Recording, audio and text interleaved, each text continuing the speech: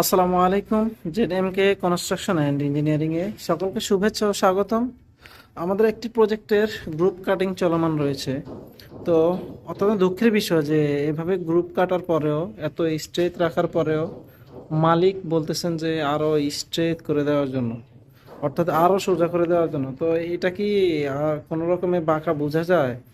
মানে এটা যদি সোজা না হয় তাহলে বাঁকাগুলোকে কি বলবে? ঠিক আছে, এখানে আরো আছে। আর আরেকটি বিষয়, এখানে আমরা যেটা করেছি, টয়লেটের লাইট পয়েন্টের জন্য আলাদা একটা পাইপ নিয়েছি এখানে সার্কুলিং না করে। আর ফলস স্ল্যাবে গিজারের জন্য আরেকটা আলাদা করে পাইপ কন্ডুইট করেছি, কনসিল করেছি।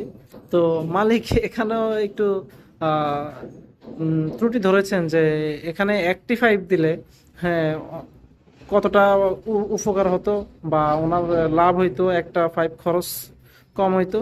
তো আসলে এটা কতটুকু যুক্তিযুক্ত, আপনারাই বলবেন। ধন্যবাদ সবাইকে। আসসালামু আলাইকুম।